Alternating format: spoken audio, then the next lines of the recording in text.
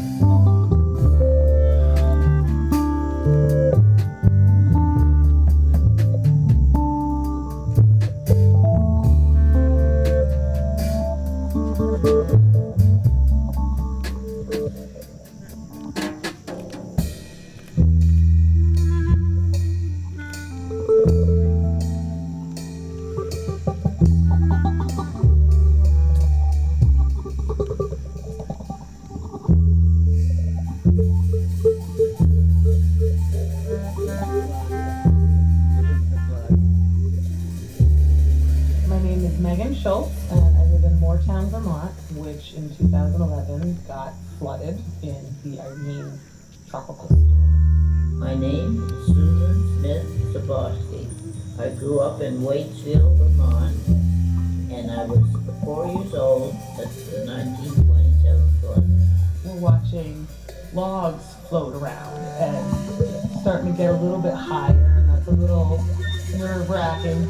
We notice that the water from the brook is starting to back up, and we can tell because the water is cooling in our yard instead of draining back into the brook and going into the river like it usually does.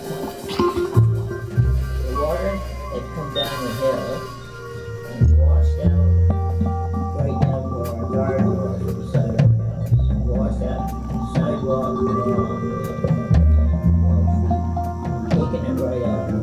The river had totally covered the road at that point. It had to be evacuated. All of a sudden, my dad kind of gotta go. We're gonna get flooded. And my grandmother, she lived across the street. She would not move. Whatever I could get my hands on without thinking too hard, I grabbed it and moved out the door. Then they're telling us we gotta move the cars. The parking lot, the school parking lot is about to get flooded. There's this utility road that goes up to I don't even know what. And then we get to the school after we dropped off the car and they're evacuating the school. And we went up the hill, Mill Hill, right there, and stayed with friends overnight. It was really, like, oh God, what's going on?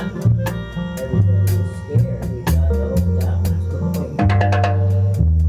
It wasn't quite dark out, but it was getting dark.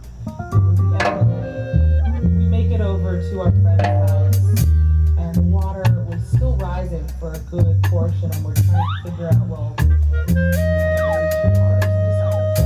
what it comes to. It still hasn't struck me that it's not just overnight that we're going to have to deal with it. It's still very in the moment. We're still not processing the gravity of the situation. Oh, Waterbury was right up. Second story. Many people died. It was terrible, man. It was terrible. People lost their home.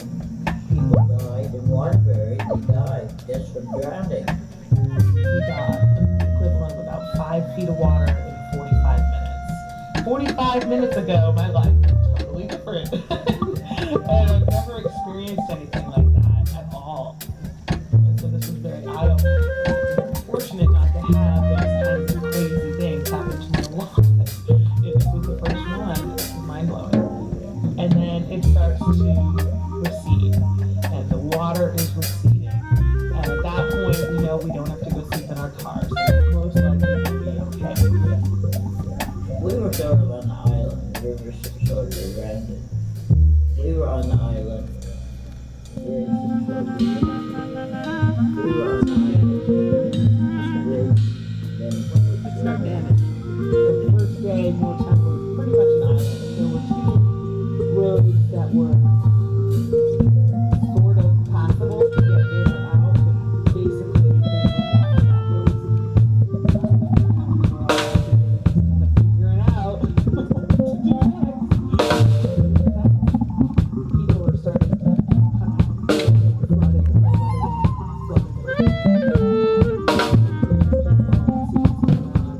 And at one point, my dad and I were really restless.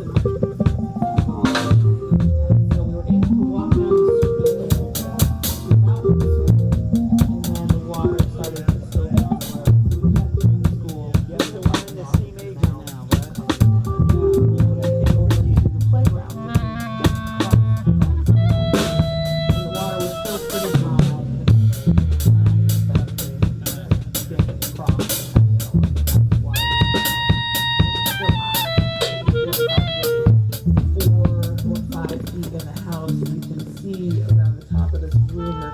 High water mark covering, and that's probably 8 or so feet. So basically everything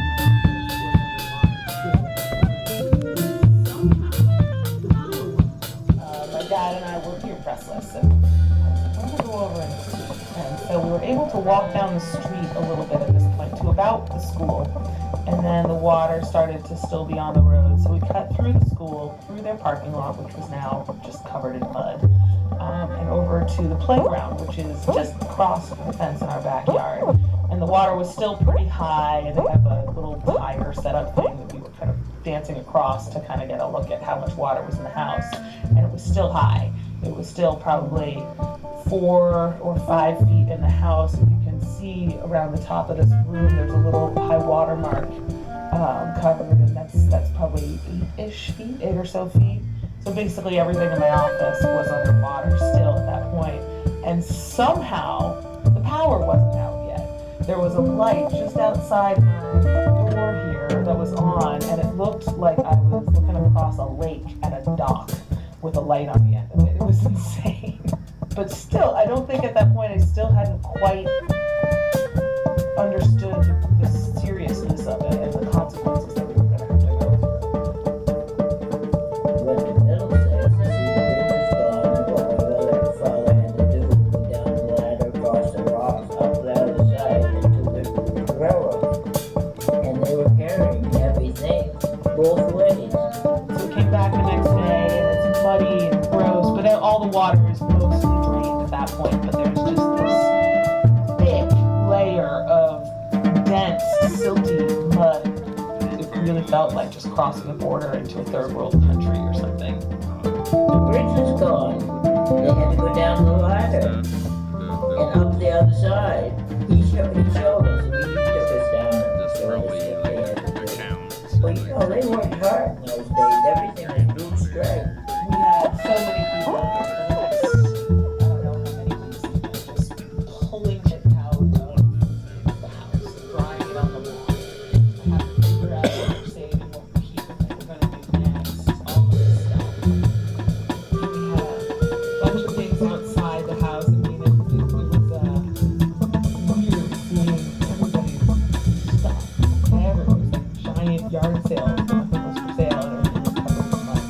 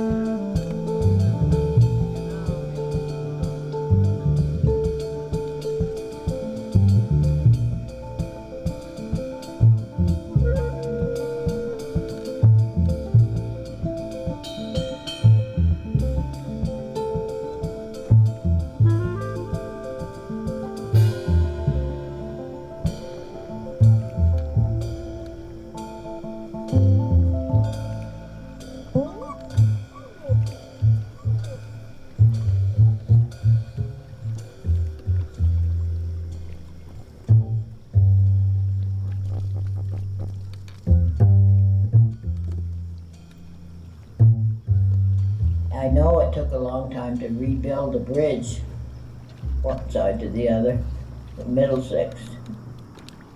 It was hard coming back here too. The first few weeks, just even the water coming up and getting the flood things. It actually took me until this spring to have a flood warning thing come over on my phone and have it be raining and have the ability to fall asleep. I fell asleep. It was nice to hit those kind of recovery moments. Like, okay, I've finally come to a more comfortable place with that. They repaired everything fairly soon, believe it or not. It was a while before they got the bridge so that you could go across it.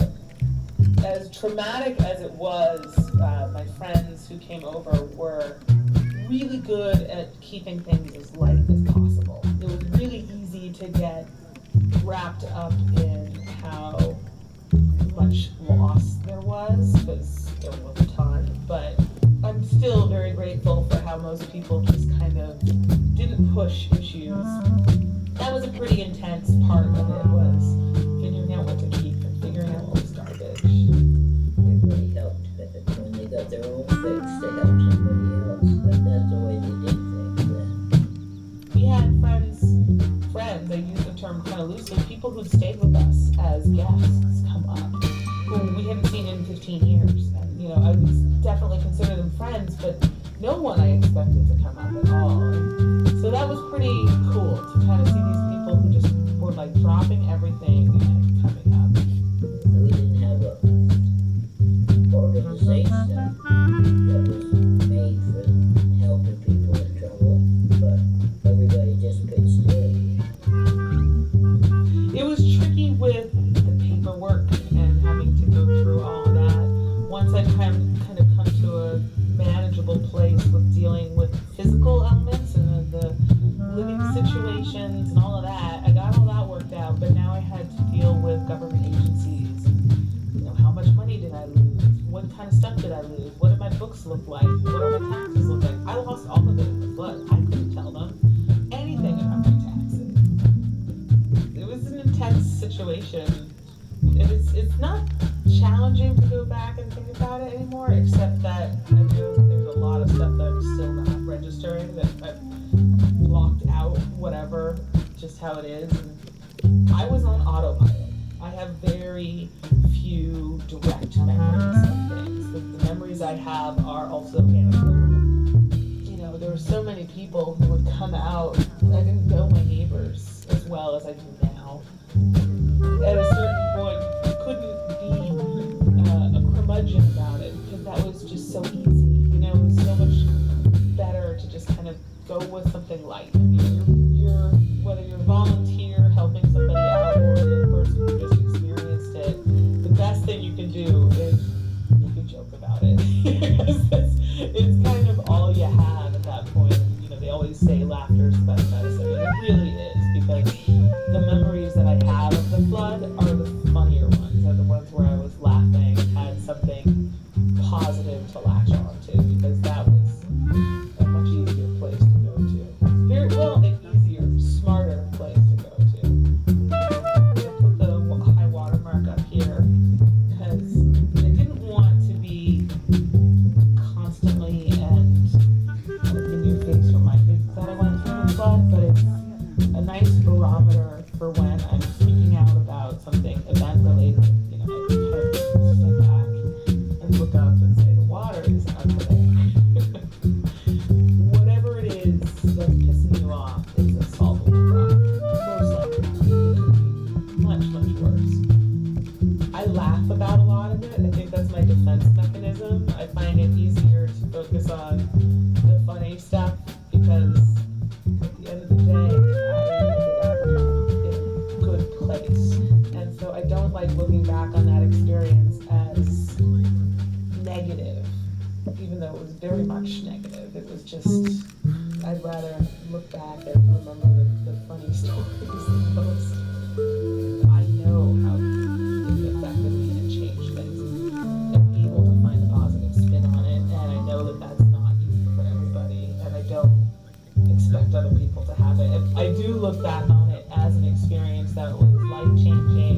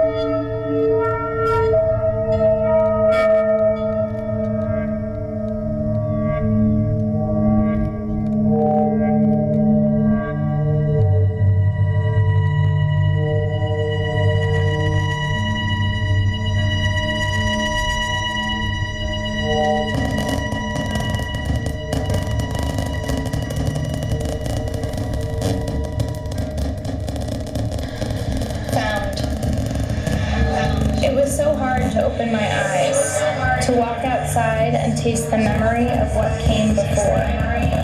I found myself hiding again.